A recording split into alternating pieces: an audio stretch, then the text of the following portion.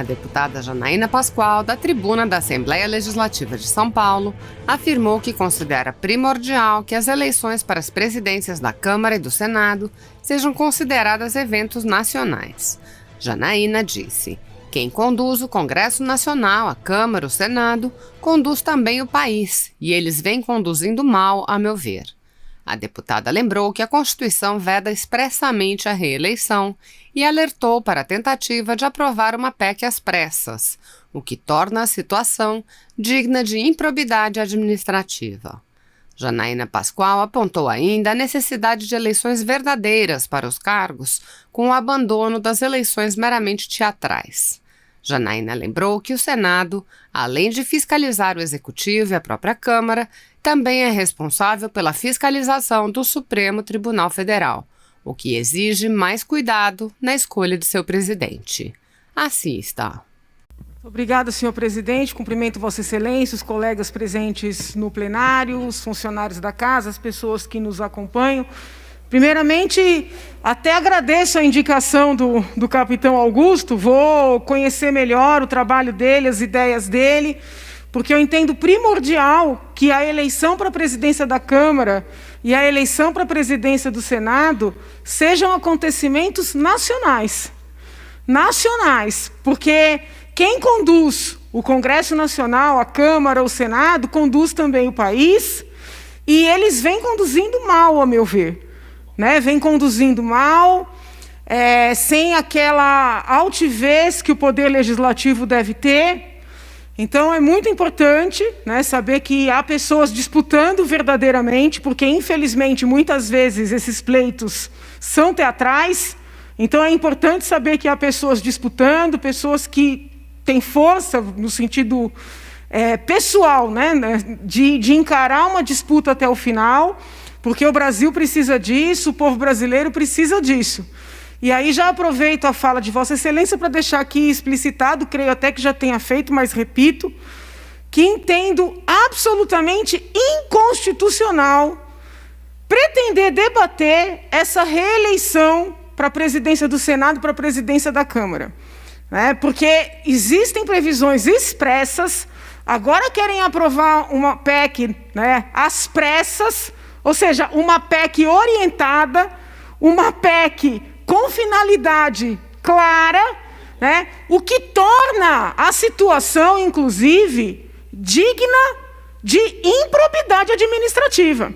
Porque quando existe um projeto de lei com destinatários claros, destinatários que têm o poder de pautar esses mesmos projetos, de pressionar as pessoas a votarem nesses mesmos projetos, entendo eu, sob o ponto de vista jurídico, que estamos na seara da improbidade administrativa. Então, é importante que esse tema da eleição para os presidentes do Senado e da Câmara seja nacionalizado, e que as assembleias abracem essa causa. Aliás, com relação ao Senado, a situação é ainda mais grave, porque entendo eu que a instituição mais importante numa república é o Senado Federal. Porque o Senado Federal é aquele que vai ponderar não só o Poder Executivo, não só a própria Câmara, que é mais júnior, vamos dizer assim, mais jovem, mas o Supremo Tribunal Federal. Então, tem que ter um presidente do Senado sem máculas, sem compromissos, a não ser com a moralidade, com a legislação, sem ajustes, sem acertos, com altivez. E existem quadros dentro do Senado Federal que preenchem esses requisitos. Eu poderia citar aqui uns 4 ou 5. Eles só precisam ter coragem de se unir e enfrentar até o final. Quem for justo e resgatar as minhas publicações nas redes sociais, quando da eleição para o Senado Federal, vai constatar que eu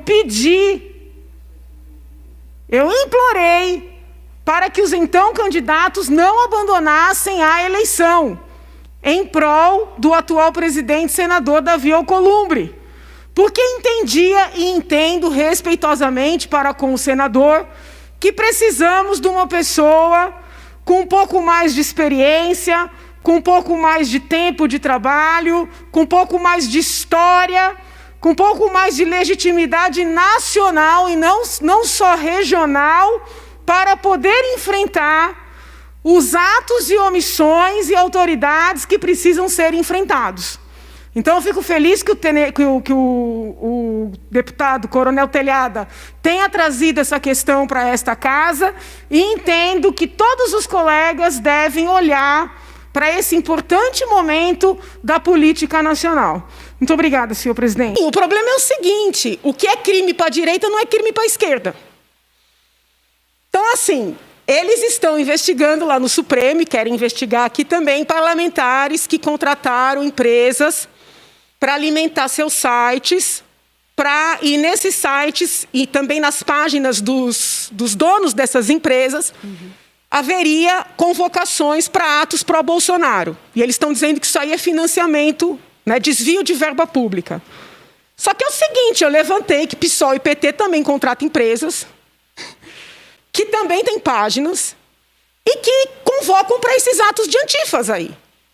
Eu não estou entrando no mérito que ato é bom, que ato é ruim, porque eu acho que ato é democrático. Né? Agora, se é crime para os parlamentares da direita, teria que ser crime para os da esquerda. Eu defendo que não é crime para nenhum lado. Mas não é correto ser crime para um lado e não ser crime para o outro. Ah, porque Bolsonaro ganhou com base em fake news. Ninguém consegue me apresentar qual foi a fake news. Estou com um texto aqui na bolsa de uma pesquisadora estrangeira que fala que houve fake news na eleição brasileira de 2018. Sabe qual é o exemplo que ela dá? Um vídeo que rodou na eleição dizendo que a facada era falsa. Ou seja, o exemplo de fake news traz Bolsonaro como vítima. Sim. Então, por que essa esquerda aqui não me mostra fake news que elegeu Bolsonaro?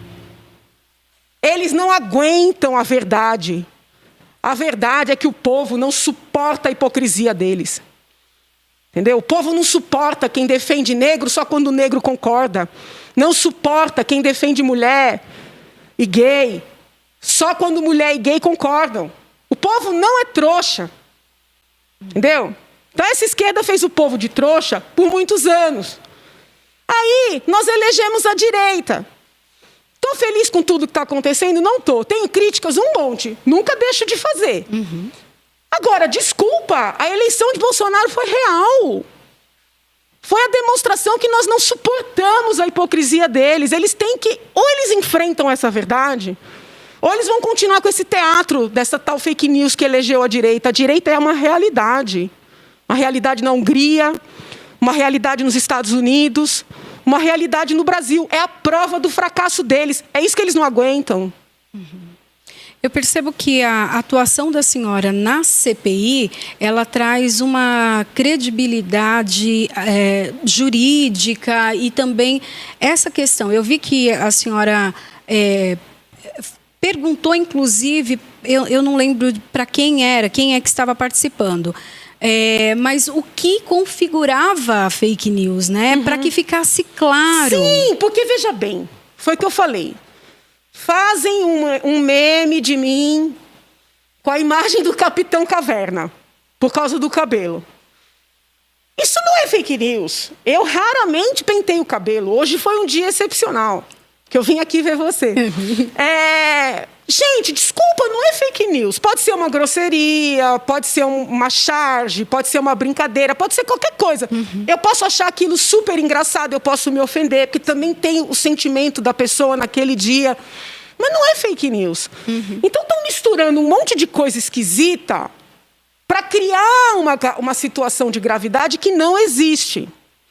O que eles querem com essa CPMI no Congresso, talvez até com a nossa aqui, ainda não está claro para mim, com o inquérito no Supremo, é criar argumento para caçar a chapa Bolsonaro-Mourão. Entendeu? O objetivo é só esse. Como eles não têm argumento, nem para impeachment, nem para cassação de chapa, eu participei da campanha do Bolsonaro, uma campanha pobre. Uma campanha feita pela população, na raça. Teve nada disso aí que eles estão falando, eles não aguentam. Eles querem tirar. Só que não basta tirar o Bolsonaro. Entendeu? Tem que tirar o Mourão. Então, eles estão criando material, para levar para o TSE, para caçar a chapa. Esse é o objetivo deles.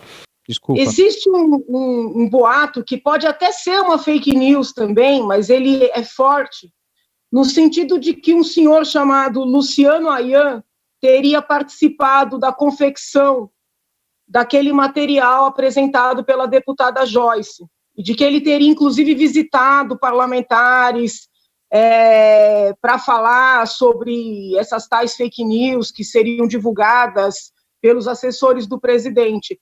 Esse senhor, o senhor tem conhecimento se ele participou de alguma coisa? Eu não posso te dizer. Não posso te dizer. Não pode porque não sabe ou porque é sigiloso? Porque é sigiloso. Ok, tudo bem. Não, tudo bem, deputado.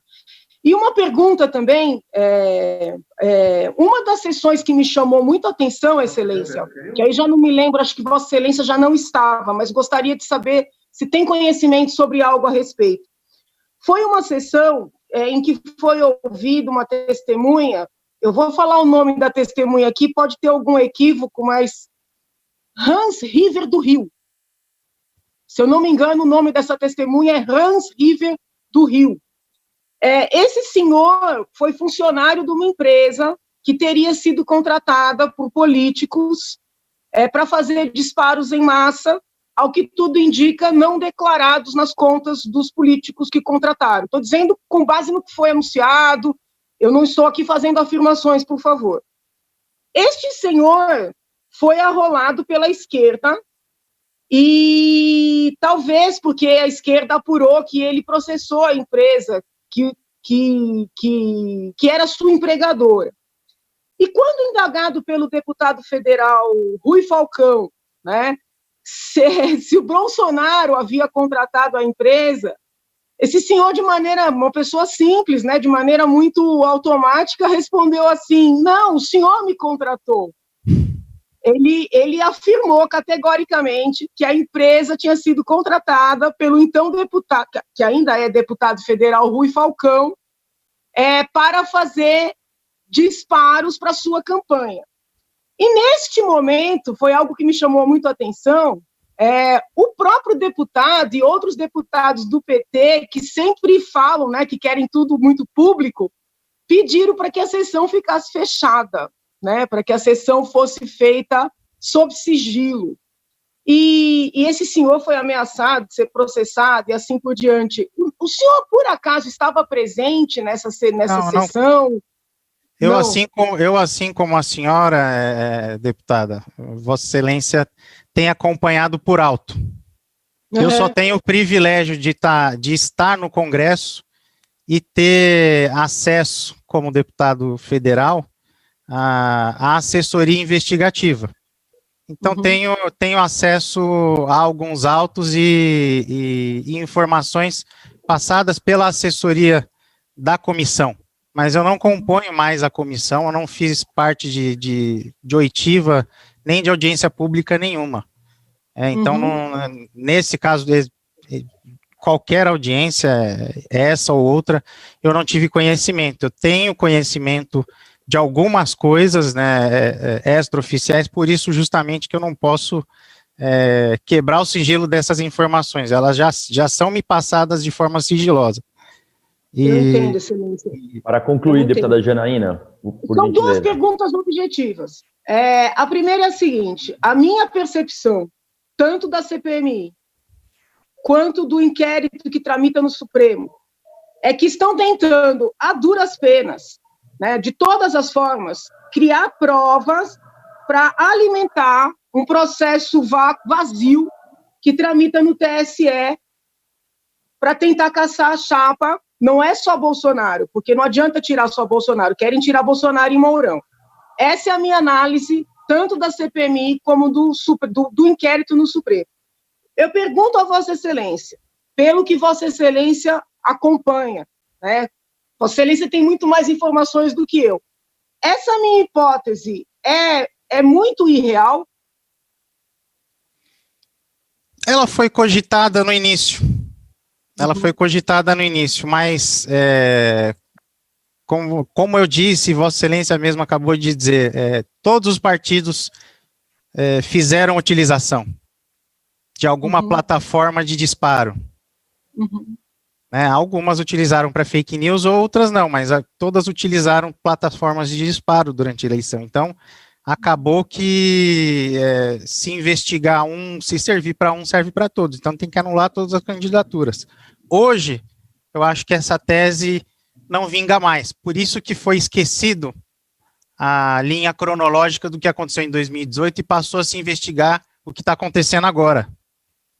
Né, as ameaças à fábrica, o que está acontecendo agora. Então, acho que essa linha ela foi deixada assim um pouco de lado naturalmente, vamos dizer assim, porque as coisas atuais estão sendo mais graves do que